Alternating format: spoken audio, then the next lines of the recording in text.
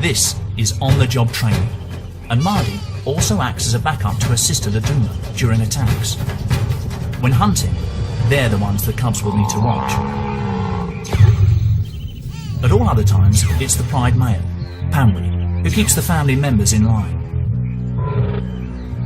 At 180 kilos, more than twice the weight of a man, he demands respect, even from the oldest lioness.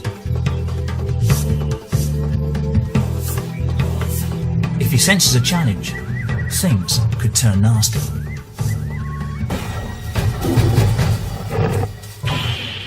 Panwi's been in charge for nearly 3 years in this part of Zimbabwe's Wangi National Park.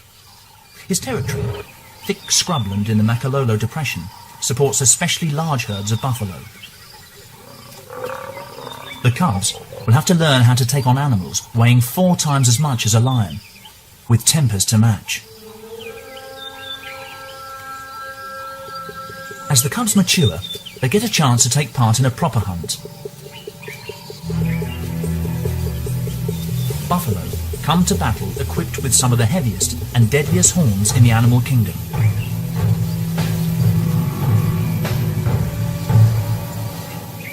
Lesson number 1.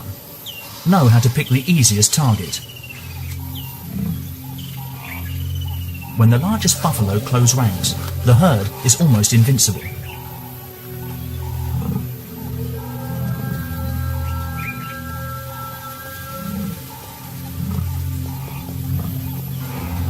Laduma takes the lead. She's always up front. But how will the rookies react to the buffalo front line?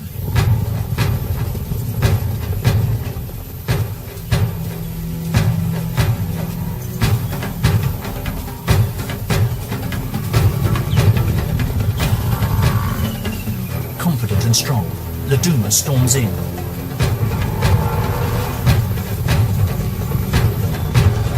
She's got a calf in her sights. The two boys approach from the flank. The buffaloes fight back. Laduma lets go and the cubs scatter, but she won't give up that easily and sneaks in for another go.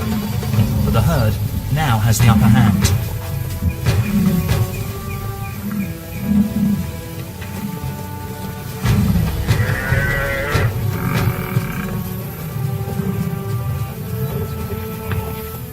The cubs' first practical lesson ends in a reality check. What went wrong? It all started well. Laduma grabbed her chance. A calf, isolated when the herd panicked. But her sons and the rest of the pride failed to back her up in time. This gave the buffalo the chance to regroup.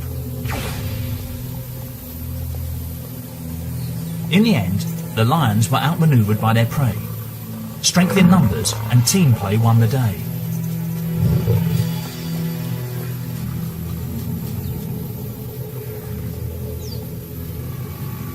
Buffalo 1, Lions 0.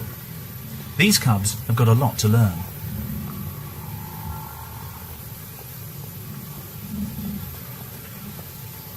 The buffalo calf has too. She had a narrow escape, but at least she inherited excellent defensive skills. She's going to need them. 3 months earlier, she spent a few hours as a helpless newborn.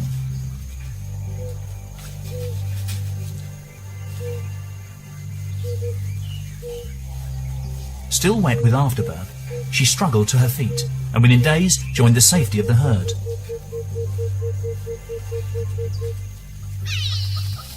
She'll have to use all her natural-born resilience to survive the lions of Makalolo.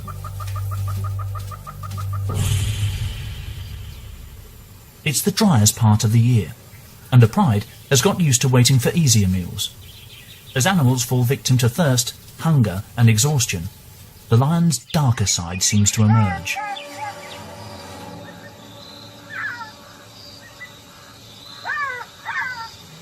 An injured elephant calf hauls itself through the undergrowth. Noisy enough to attract attention. The wrong kind of attention. It looks like the end of the road for this baby. Earlier, a pushy buffalo herd unsettled an elephant family at a waterhole. In the stampede, the calf panicked, fell and was trampled.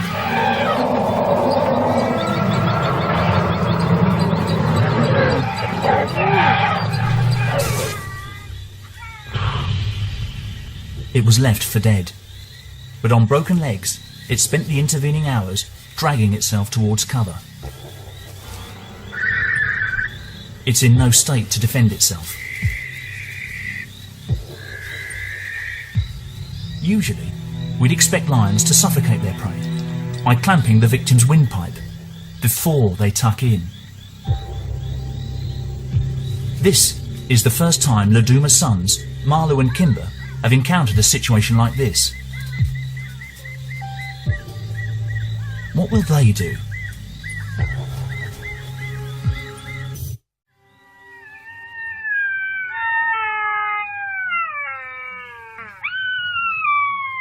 Dawn reveals the events of the night before. The lions started eating hours ago, but they haven't yet killed the baby elephant.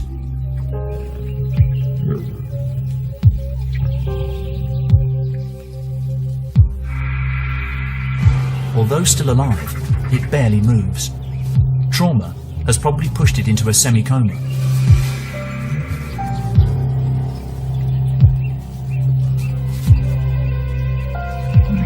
To humanise, this might look brutal, but we can't judge lions by our rules. Young cubs like Evie, Marlu and Kimber must follow the ways of the pride. They just copy their elders. So, what has caused the older Makalola lionesses to dispense with the swift kill?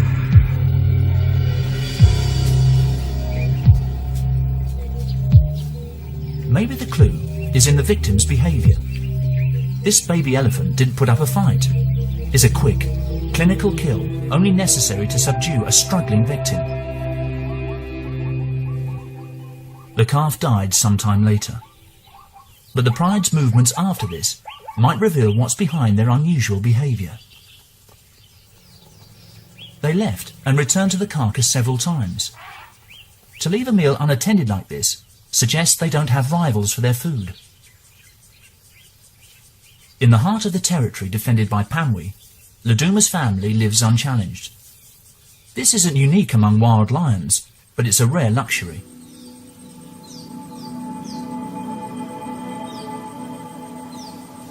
Laduma knew that the baby elephant couldn't escape. With no pressure to be fast and efficient, even hardwired hunting instincts can be short-circuited. Who wouldn't save their energy, given the opportunity?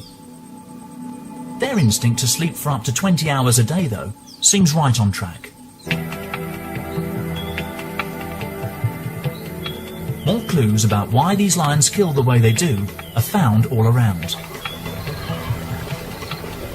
Although Wangi National Park is largely a wilderness, man-made boreholes were sunk in the Makalolo area to help the wildlife get through the dry season. Elephants, like all the grazing animals here, will travel huge distances every day to get water.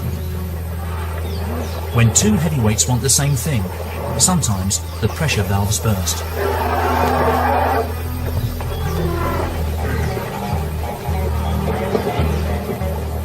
With this steady stream of drinkers coming through the lion's territory, it makes sense that the lions have adapted their hunting methods to make the most of the bounty.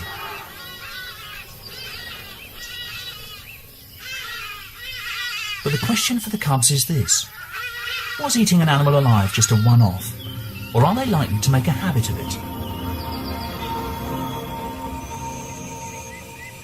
Night. Pamwi's pride has woken up and is on the hunt again. More training for the cubs. Laduma is yet again the linchpin. It's not unusual for adult females to do most of the work during hunting, but tonight, she has an even bigger job. Marlu's strength and Kimber's wit have improved, but to make their contribution count, their mother needs to show them something new.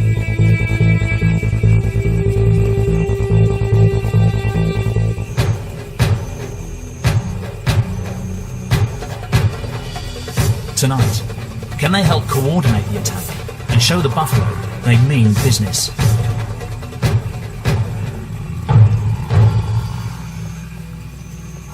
The calves, small and vulnerable, are kept at the centre of the herd, out of the firing line. Even for a lion, this huge wall of living flesh is formidable, and they lose their nerve. Maybe the buffalo sense a weakness in the lion's battle strategy. Can they spot the incompetence of Laduma's sons?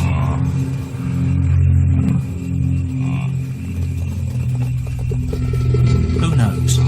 But the massive herbivores stand their ground against their oppressors. Once again, Laduma's sons have failed to raise their game. Such a sloppy approach would leave most young males with a hungry and desperate future ahead of them.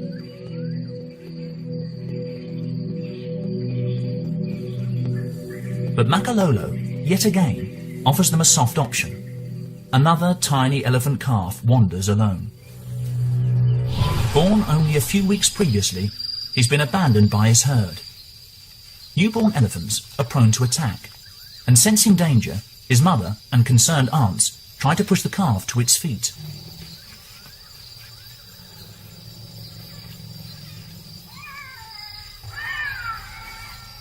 But he just wasn't strong enough. His family stuck with him at first, but eventually had no choice but to leave him and let nature take its course.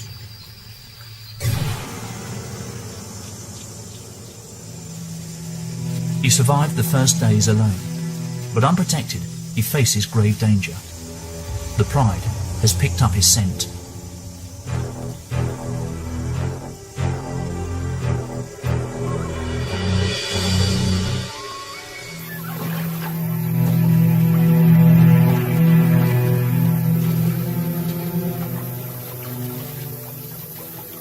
But the baby gets a lucky break. A bull elephant crashes onto the scene, stalling the lion's attack.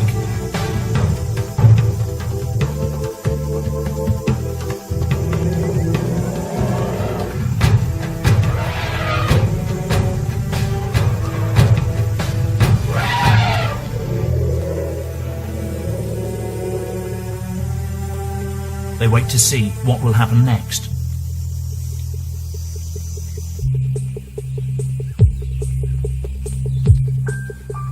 The orphan remains at risk.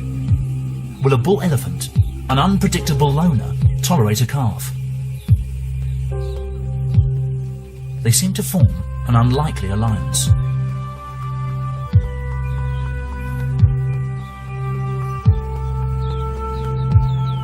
But a male elephant isn't inclined to watch over a lost baby.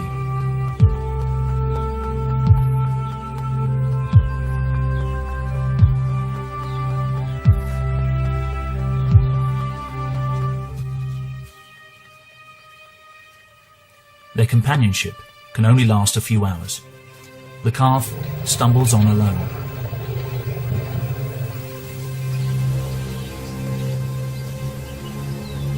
The African bush takes no hostages. The sick and needy stand out as beacons to the hungry and opportunistic.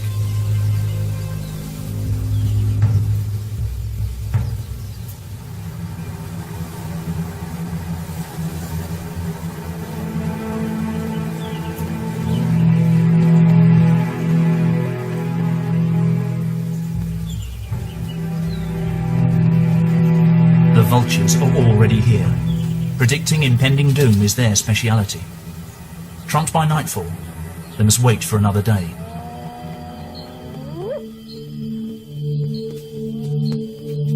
They don't call it the lion's share for nothing. They will get the most of this easy meal. And dehydrated, probably traumatized, the baby elephant gives up the ghost, sparing itself from a more gruesome death.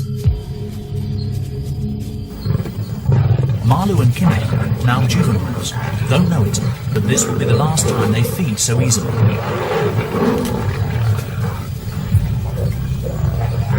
They've got competition. Little do they realise that their mother, Laduma, is pregnant again. Malu, Kimber and their 5 brothers will soon need to think about moving on. 3.5 months ago, Pamwi picked up the smells, telling him the lionesses were ready to mate. He mounted them several times an hour for 4 days, a sexual marathon.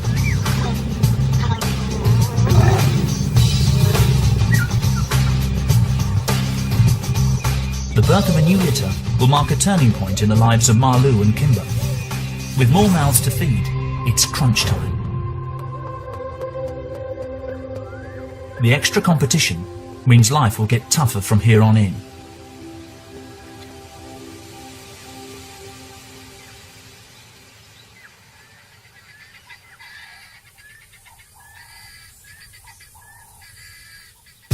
Although they've grown in strength and confidence, the brothers still haven't made a kill.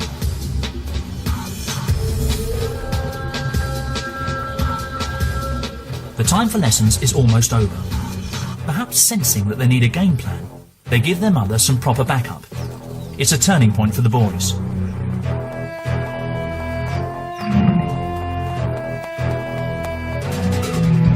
The buffalo look rattled.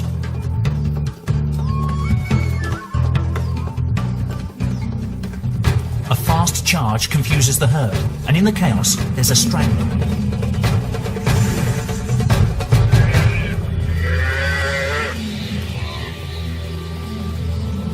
But 2 young guns have narrow odds against a buffalo army. It's time for all the brothers to get involved.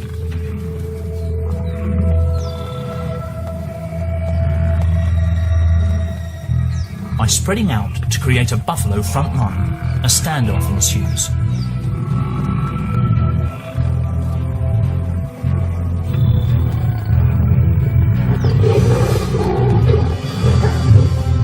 The lions still need an old hand for the finishing touch.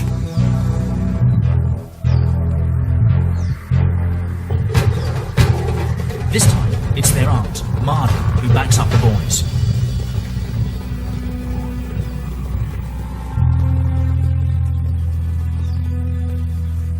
The cubs did help to execute a classic ambush, but they still can't finish the job.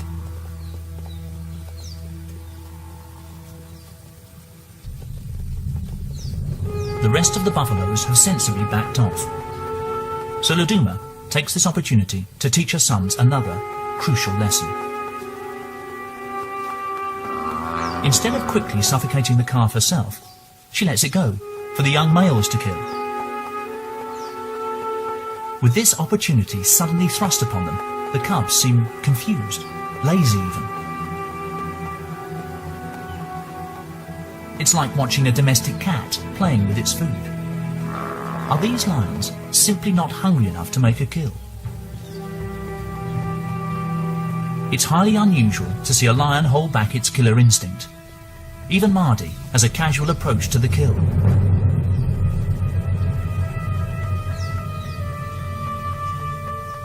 Then, the calf suddenly struggles a little, and a primal instinct kicks in. Mardi grabs the animal's throat.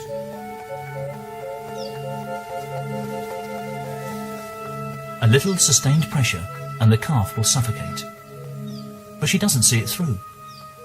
Is Mardi hoping the cubs will come back and have a go? Or is she too suffering from the same laid-back attitude towards killing?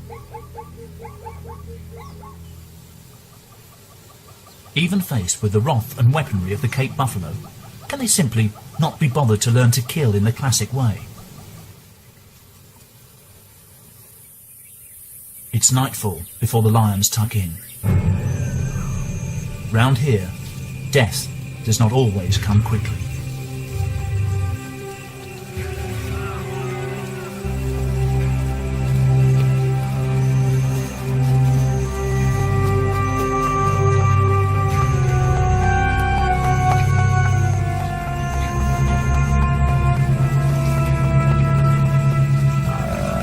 Marlo and Kimber have other problems to deal with. Soon, along with their brothers, they will be forced to leave, but they must sharpen up their act.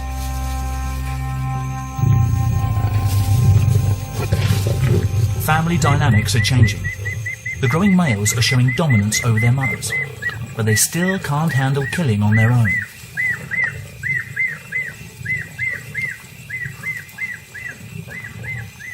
In lion society, Dominant males rarely make the kill when with the pride, but they usually monopolise the meal. Pamwi turns up right on cue.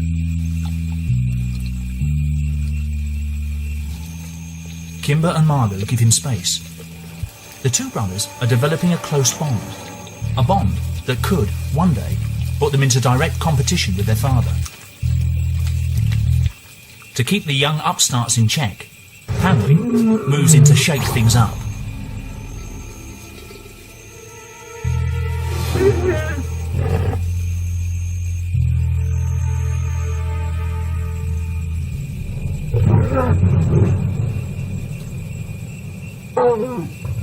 Pamwi's grown-up cubs now crowd the carcass, so he turns on them. A good lesson has been learned. Big males eat first. Kimber grabs what he can and retreats.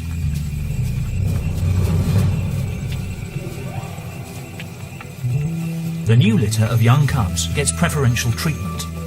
From now on, the adults will look out for them. The patriarch is just marking time before his older sons inevitably leave the pride. Even an innocent attempt by Kimber to make contact with his father is met with irritation.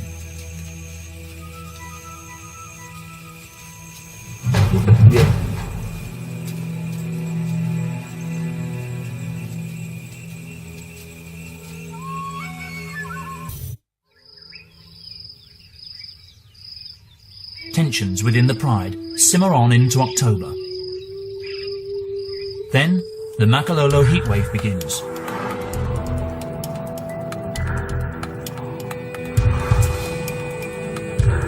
Temperatures up in the 30s drain the colour from the landscape.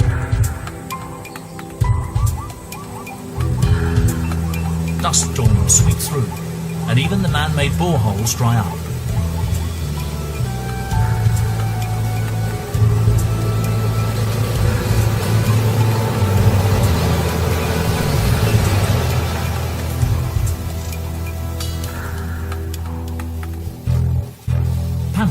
Must lead the pride deeper into the parched scrub.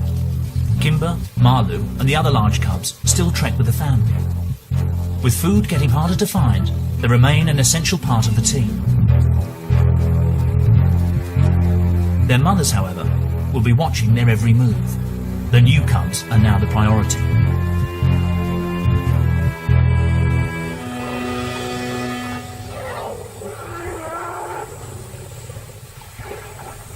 At what's left of the waterholes, thousands of feet and hooves churn the mud into a potential death trap.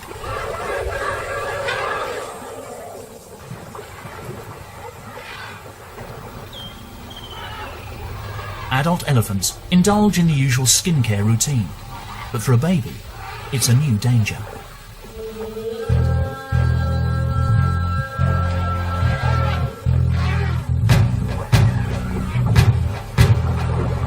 The mud acts like quicksand, sinking the calf to its stomach. It's not strong enough to pull itself free, and the more it wriggles, the more the mud sucks the calf in.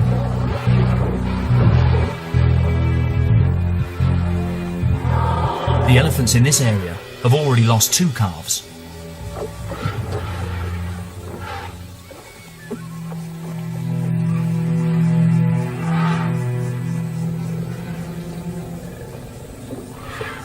But this time, the mother successfully intervenes, tenderly coaxing with her massive foot and easing her calf free.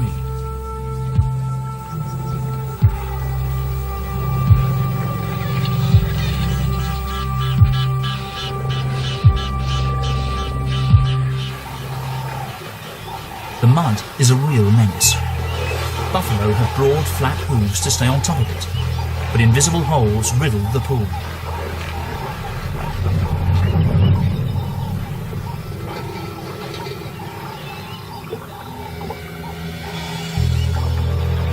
Once you slip in, the mud draws you down further.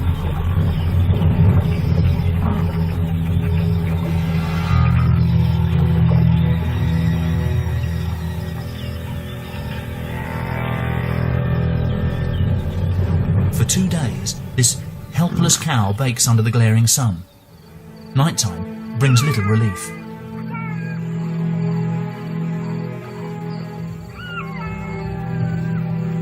Jackals become constant companions.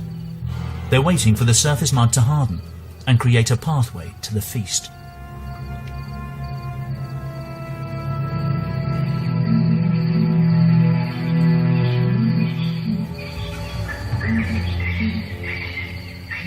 On the third morning, the buffalo faces an even worse fate.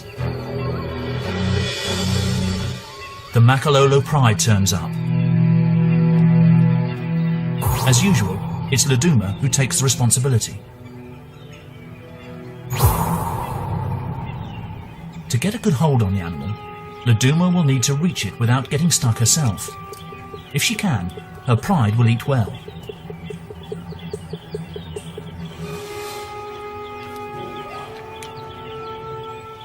Mud makes lions nervous, so she cautiously edges over the sun-baked crust.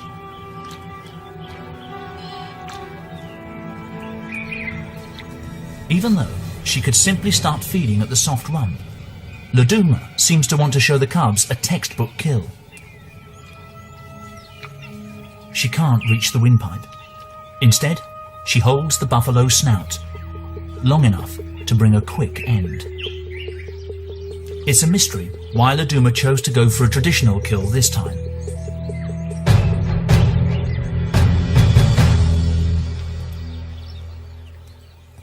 But she set a new example to her cubs and shown them that they need to take every situation on its merits and think on their feet.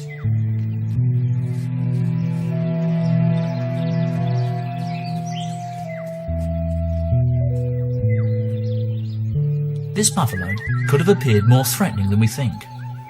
If it had struggled, it could have dragged one of the lions into the mud. Maybe by killing it first, Laduma made sure they could eat in safety.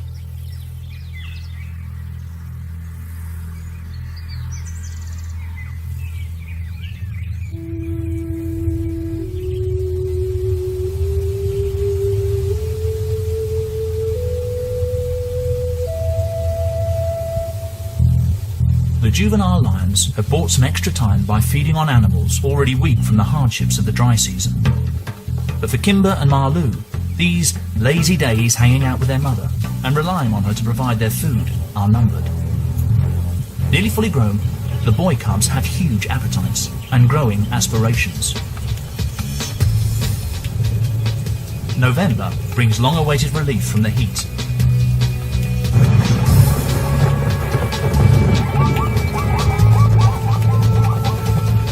Five millimeters of rain falls every day for weeks on end.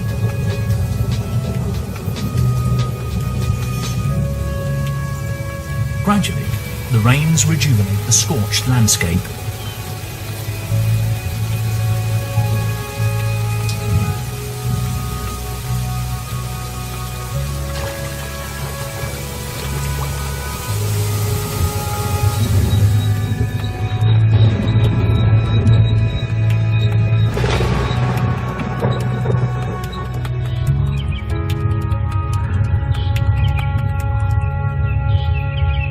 Animals that laid low or stuck closely to whatever water they could find can now roam again to feed and breed.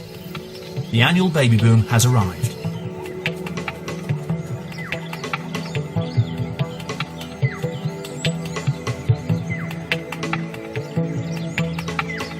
Soon after giving birth, many mothers come into heat.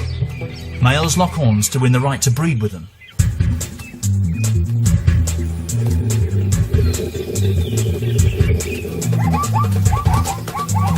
Zebra males lash out, nipping each other and kicking with their powerful legs. But one zebra mare stands quietly by. Her stillborn foal has lain dead for over 24 hours, but still, she continues to watch over it.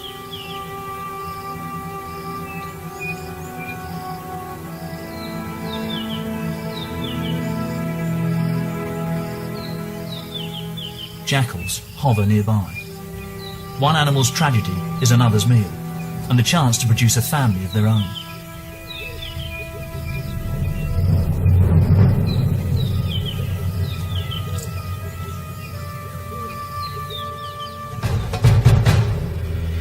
rains bring abundance in Makalolo, but also upheaval. The juveniles in the Lion Pride face a trying time. They must earn their keep and regularly take part in the hunt.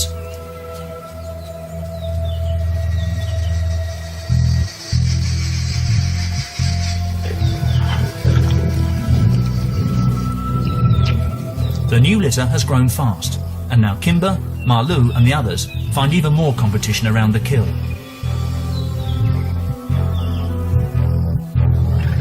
But for juvenile males, the cold shoulder treatment is an essential part of growing up.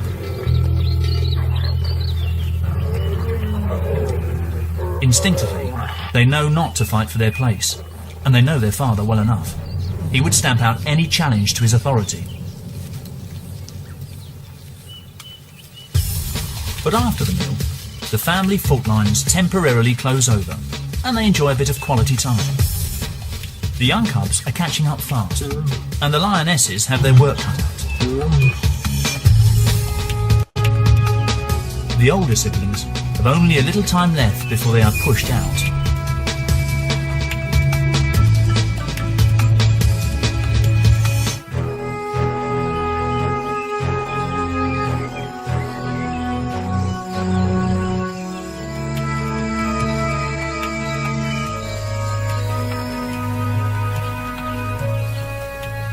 Increasingly, the adolescent gang rests up away from the main pride. Even the lionesses are getting tired of the older cubs, and they're always under the watchful gaze of Pamwi.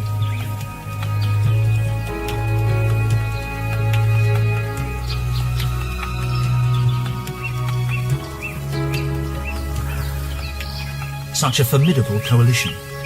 7 new males who could one day threaten Pamwi's status as Lord of Makalolo. Their success will depend on their friendship. Even without their siblings, Kimber and Marlou could form a double act and would offer stiff competition to their father for access to females and to hunting opportunities. Their only sister will stay with the family. Only rarely do females leave their mother's clan. Her brothers have to go before they reach sexual maturity at the age of 2 or 3. And round here, they will have to hunt buffalo in order to have any chance at all. Kimber and Marlou face a dangerous and unpredictable world. They will have to cross countless other territories. Neighbouring pride males will be ready to defend their turf to the death. With their manes starting to grow thick and new surges of testosterone coursing through their veins, it won't be long before they want to go. Let's hope they've learned enough to take on new rivals.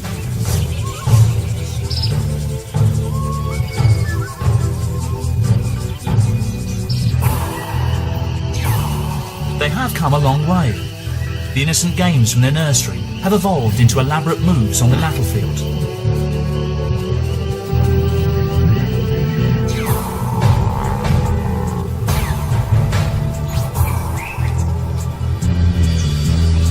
It's taken months of trial and error, but finally, Kimber and Marlou and the rest of the brothers rise to hunt as one. And today, suddenly, everything seems different. They are seeking the ultimate challenge, and this time will tackle it in their very own way.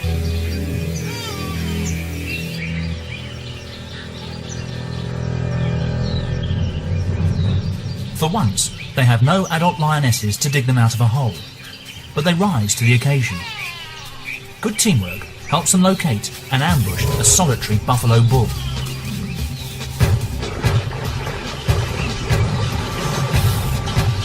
The old bull knows lions hate getting their feet wet. Plunging in buys him time.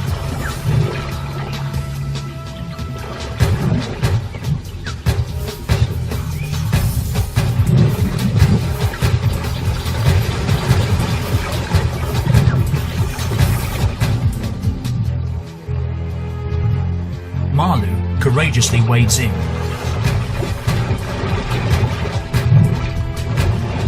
Out of his depth and alone, he can do nothing.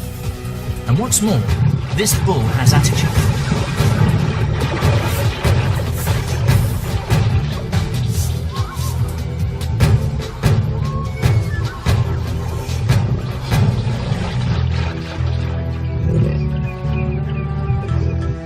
But Marlou and his brothers don't just give up anymore.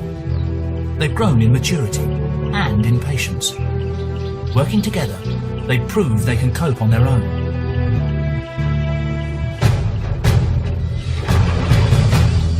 The buffalo bull remains under siege.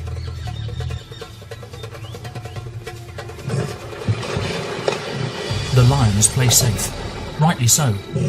A false step and they'd slip into the spearing range of one of those deadly horns.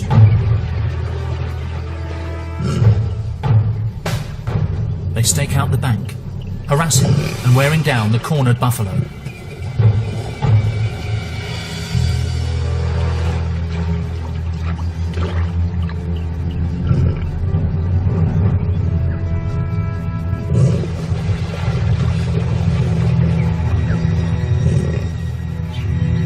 Despite their persistence, there's a last-minute hitch.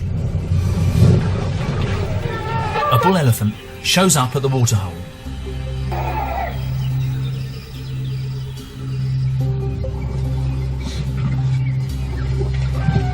It's a distraction, which the buffalo seizes as a chance to escape.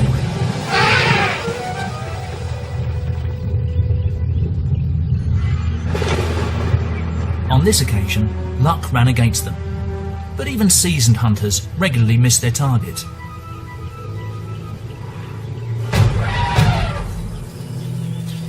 The elephant may have thwarted their attack, but the experience undoubtedly sharpened. Aware of their growing stature, Pamwi sprays his territory. A reminder to Kimber and Marlou not to rise above themselves.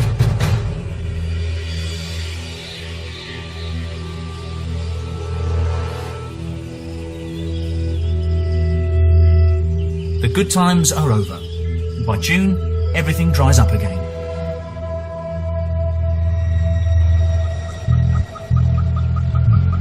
But the young lions remain on a roll.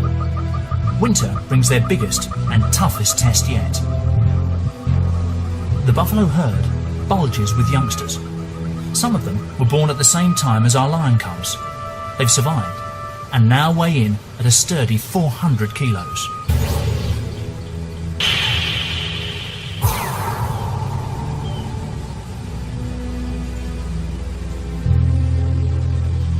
More muscle to strengthen the buffalo line of defence.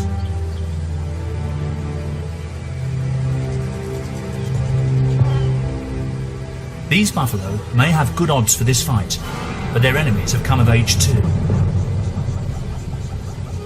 Both sides know that a battle is inevitable. Kimber, Marlou and their brothers are under pressure to leave Makalolo. Could this be their moment to finally graduate from Laduma's hunting academy?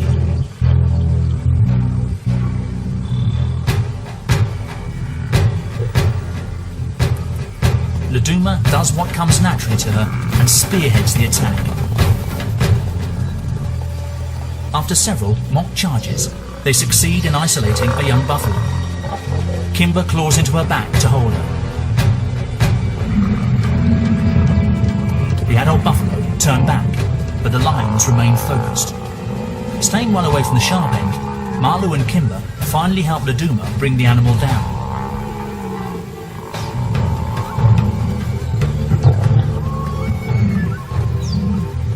Laduma led the hunt, but a triumphant son Marlou muscles in to claim the prize.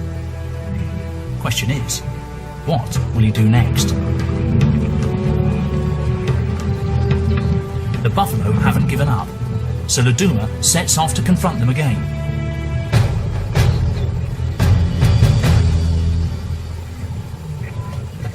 She successfully holds them off, buying her sons more time. Although the cubs have been a great help, it looks like the final responsibility still falls to their mother. She goes straight for the windpipe. Suffocation brings death in minutes.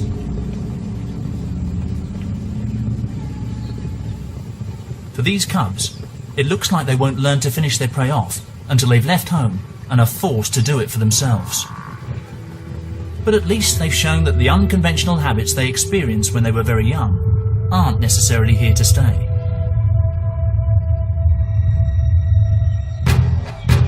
Under intense pressure, this new generation has learned what it takes to be noble, efficient killers. Just in time.